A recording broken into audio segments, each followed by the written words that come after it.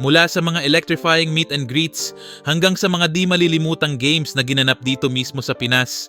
Kilalanin natin ang tatlong NBA stars na bumisita sa bansa at silipin natin kung paano nila naranasan ang one-of-a-kind Philippine basketball scene. Tara, simulan na natin! Si Steph Curry, kilala siya bilang the greatest shooter of all time, ay isang 4-time NBA champion sa Golden State Warriors at 2-time NBA MVP. Dagdag pa rito, siya rin ang all-time leader in 3-pointers made. 2 beses na siyang bumisita sa Pilipinas at sa bawat pagkakataon, nag-iwan siya ng hindi matatawarang impact sa basketball-loving na Pinoy fans. Noong September 2015, ilang buwan matapos niyang dalhin ang Golden State Warriors sa NBA Championship, nagpunta si Curry sa Manila bilang bahagi ng kanyang Under Armour Asian Tour. Sa isang interview ay nagsuot pa siya ng Thrilla in Manila shirt para magbigay tribute sa ginanap na historic boxing event ni Muhammad Ali sa Pilipinas. Sa maikling trip na ito, ipinakita niya ang kanyang basketball skills sa Mall of Asia Arena, kung saan nakipag-interact siya sa fans sa pamamagitan ng shooting drills at interactive sessions. Mainit siyang tinanggap ng mga Pinoy fans na kilala sa kanilang sobrang pagmamahal sa basketball. Bilang ganti, ipinahayag ni Curry ang paghanga niya sa passion at dedication ng mga Pilipino para sa laro. Pagkalipas ng 3 taon, bumalik si Steph sa Pilipinas noong September 2018 at this time kasama niya ang kanyang ama, ang dating NBA player na si Del Curry. Mas mahaba ang stay niya kumpara sa unang bisita, kaya't mas napalalim ang immersion niya sa kultura at activities ng Pilipinas. Sa trip na ito, naranasan ni Curry ang ilan sa mga iconic na bahagi ng Filipino culture. Sumakay siya ng tradisyonal na jeepney at tinikman ang sikat na dessert na halo-halo.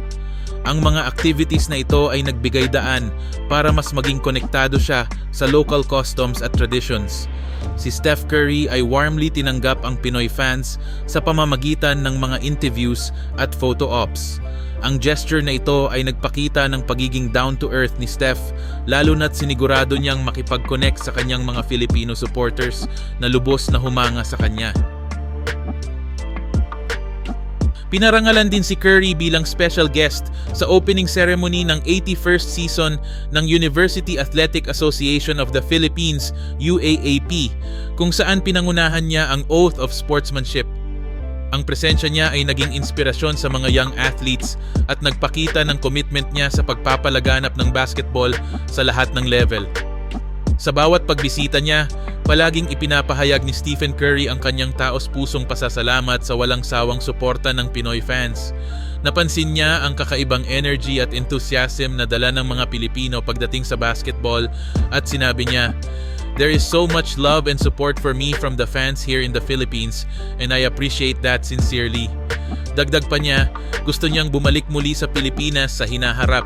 Sa pagkakataong ito dala ang Another Couple Championships para maibahagi sa kanyang Filipino supporters.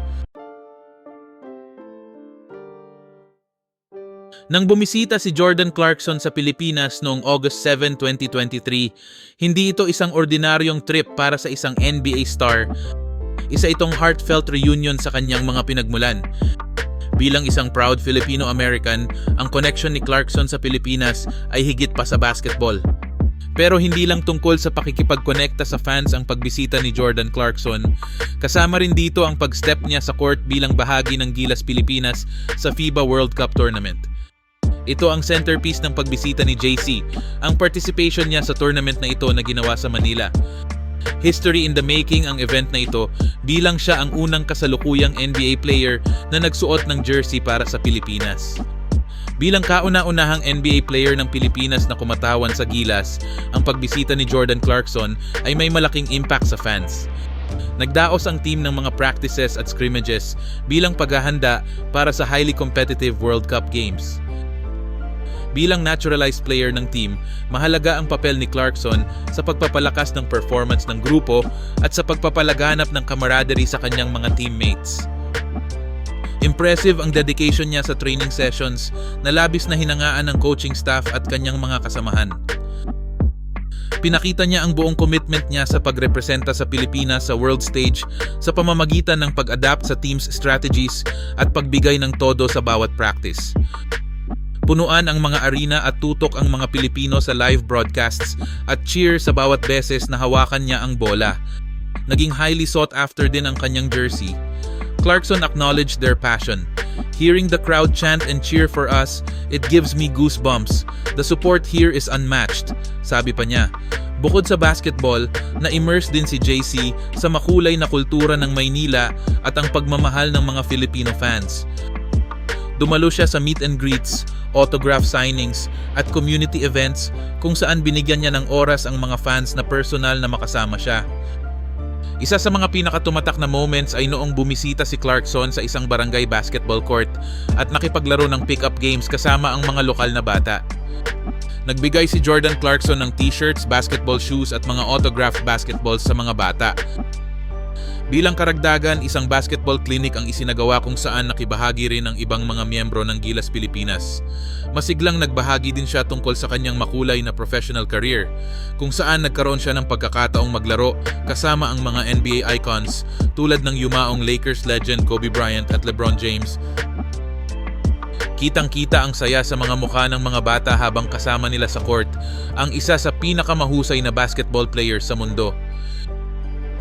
Si Mike Clarkson, ama ni Jordan Clarkson, ay nagbahagi ng kanyang saloobin tungkol sa pagbisita ni JC. Sabi niya, "He felt the pride. He felt all the love that he was given. I'm sure he'll be back." Si Carmelo Anthony ay isang 10-time NBA All-Star, 6-time All-NBA Team Selection at ang 2013 NBA Scoring Champion. Kilala siya bilang isa sa mga pinaka-prolific scorers at pinaka-maimpluwensyang manlalaro ng kanyang henerasyon. Noong Pebrero 2023, bumisita sa Pilipinas ang NBA legend na si Carmelo Anthony, kung saan niyakap niya ang mayamang basketball culture at makulay na heritage ng bansa. Bilang isang FIBA Basketball World Cup Global Ambassador, mahalaga ang kanyang pagbisita para sa pagpapromote ng nalalapit na torneo at sa pagpapatibay ng connection niya sa mga Filipino fans.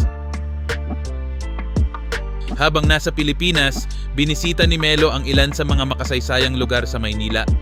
Dumalaw siya sa Rizal Monument sa Luneta Park upang magbigay pugay kay Dr. Jose Rizal, ang pambansang bayani ng Pilipinas. Nagtour din si Melo sa makasaysayang Intramuros, kabilang ang Barrio San Luis, at kumain sa Barbara's Heritage Restaurant kung saan naranasan niya ang tradisyonal na lutong Pilipino at ang maalab na Filipino hospitality. Dumalo rin si Carmelo Anthony sa FIBA World Cup Asian Qualifiers na laro sa pagitan ng Gilas Pilipinas Men at Lebanon. Sa espesyal na event na ito, ipinakita niya ang Naismith Trophy na naging highlight ng gabi. Sinabi ni Carmelo Anthony, "I've been seeing and feeling the energy. I've been feeling the love and the energy. I could tell that it was a long time coming, me coming to the Philippines."